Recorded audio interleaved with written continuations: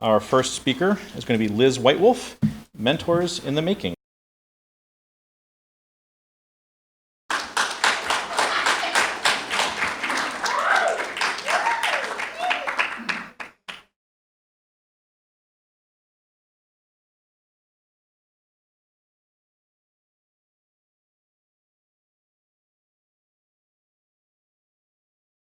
Check, check. Okay, here we go. I'm Liz Whitewolf, for those of you who are wondering. So, Fab Lab Carnegie Science Center, it's located on the north side of Pittsburgh. And in order to outreach our mission of STEM education and digital fabrication, we actually have, in addition to our lab on site at the Science Center, where we have all of the capabilities of a digital fabrication makerspace for visitors to the museum and teachers, we have two mobile labs that that are fully functional, fully equipped with everything that we have in our stationary lab as well. And those two labs travel constantly on the road. They go anywhere within driving distance to deliver programming at schools, anywhere from 1 week to 3 weeks worth of on-site in-school programming. And our mission with our mobile fab labs is to thoughtfully integrate STEM competencies into digital fabrication and authentic making experiences for students. So in 2016, we took one of our mobile labs almost 1 mile away to a neighborhood school, a middle school, and we presented a program to the kids called, we did a program with the kids called Game of Drones. And to be clear, since then we have renamed the program to be Quadcopter Challenge. But back then, it was called Game of Drones. And regardless, it was a fun program, and the kids in teams get to design, prototype, build, fly their drones, and at the end of this 3 weeks, we have a challenge.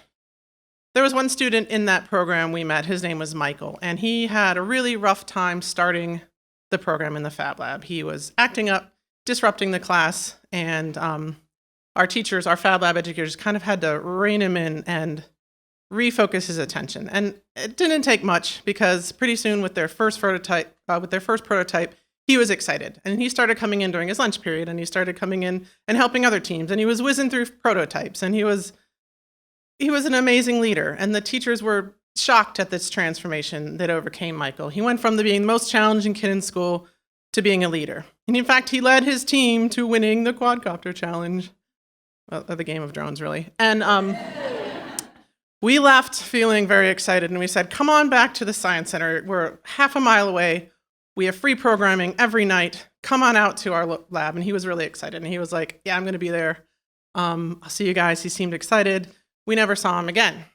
3 months later, we heard that he had been suspended and then expelled. So that flipped our success story completely upside down into a failure story. And I thought, how are we going to reach the kids in our neighborhood? We've broken down transportation, and there's no cost. So we need accountability. And that's where Mentors in the Making kind of started. So what it is it's a one-to-one STEM mentoring program where STEM professionals are matched with a high school student in the Fab Lab. Throughout the school year, they meet once a week in the lab, and they first learn all the educational technologies and all of the software for running the machines. And then they start to transfer their process and look towards the community and the school. They work through a human-centered design process and pick a problem that interests them to solve in their community. And then for the next 4 months, they work towards prototyping a solution in the Fab Lab. Now, the mentors that we get in this program are STEM professionals, but they are not digital fabrication experts. Some of them have never been seen a 3D printer. They're there because they want to help students, and they also want to learn about 3D printing. Now, our students that come into the program, they're there because they get a free laptop. But as they meet their mentor and they realize that every week their mentor is going to be there waiting for them, and they can't move on this project unless their kid is there. Those kids come. They come every week, and they work hard. And those mentors help them work through those the problems of perseverance that we see often in maker spaces.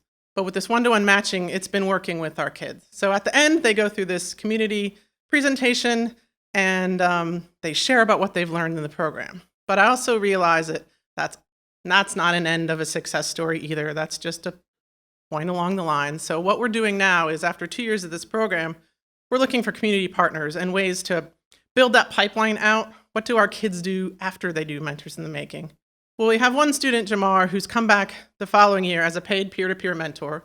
He'll be working this summer in the Mobile Fab Lab as a paid staff to help with our camps and classes.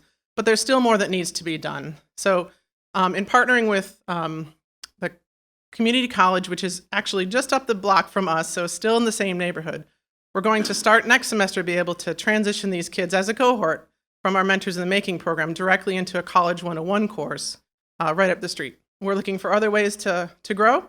If you'd like to hear more about the program, just ask me again. My name's Liz Whitewolf. Thank you.